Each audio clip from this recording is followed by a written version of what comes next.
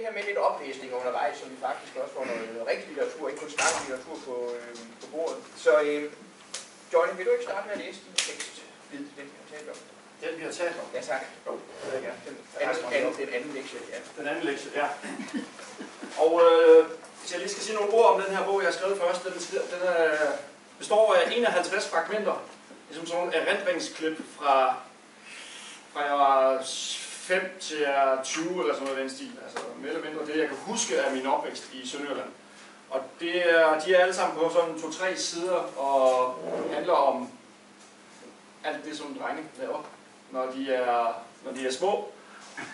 Og så indimellem så har jeg også nogle tekster, som lidt blander noget historisk ind i det.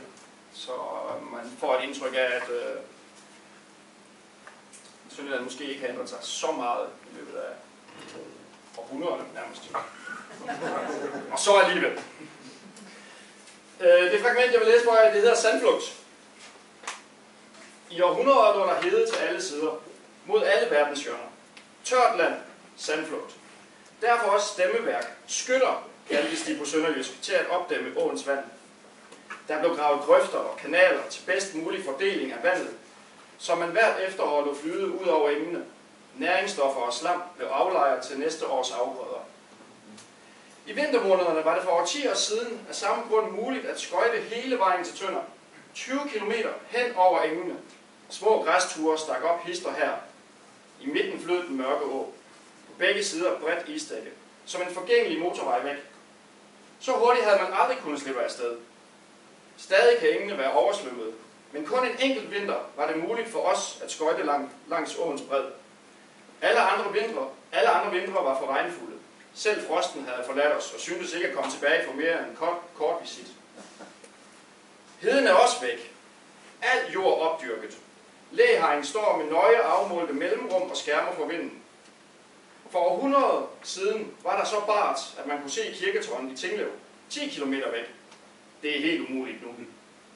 En katastrofe skulle der til. Sandflugten var et år så massiv, at en stor del af høsten gik tabt. Der måtte handles. Hedeselskabet tog over. Læhegnene blev plantet. Ingen natur er tilbage. Læhegn og dyrkede marker. En slags kultur. Så langt øjet rækker. Da heden endnu lå ubehandlet hen, inviterede man tyskere til sognet fra egnene omkring Rhinen, Ruhrområdet. Nogle måske fra Trier, hvor vi engang skulle komme til at spille fodbold. Historien går i ring. De var chokerede, da de kom herop. Et så godt landskab var de ikke blevet lovet. Et sådan hul i jorden havde de ikke forventet. De blev kaldt kolonister. De samme mennesker, som længere vestpå blev kaldt kartoffeltyskere. Rundt omkring i sognet bosatte de sig i små kolonier, små klynger af gårde. De holdt ikke mange år. Så rejste de igen. Kun gårdene stod tilbage.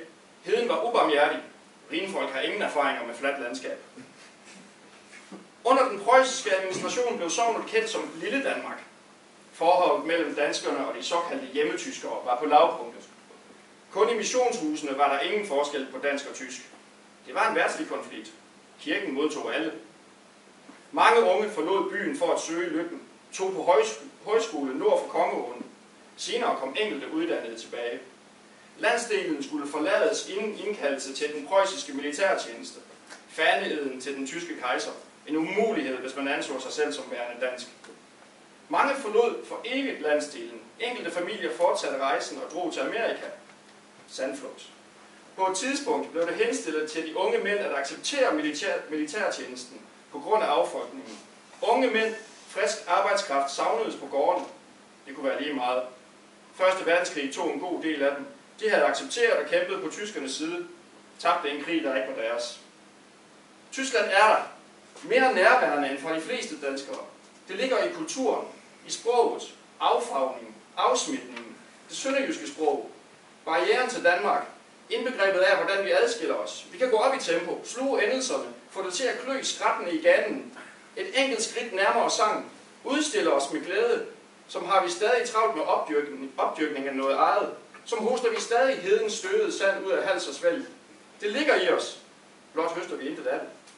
Affolkningen sker igen, intet har ændret sig. Vi er en del af, hvad man kalder en rådden banan. Intet flatterende eller eksotisk. Ikke banan som i Josephine Baker, Ikke banan som i Velvet Underground og Andy Warhol, men banan som i smat. En frugt, man kan træde i. Et hul, man kan skvatte i. Danmarks indre bananrepublik. Selv bananen som frugt er ved at uddø. Den bliver høstet for tidligt, og når ikke at formere sig på stedet. De unge mennesker rejser væk. Når ikke at formere sig på stedet.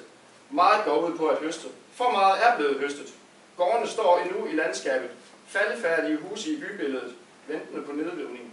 Byer ventende på at blive forladt og jævnt med jorden. Der er intet i undergrunden af værdi. Intet kan graves op, udvindes, holdes mellem hænderne, afbrændes. Ikke andet end historie og historie.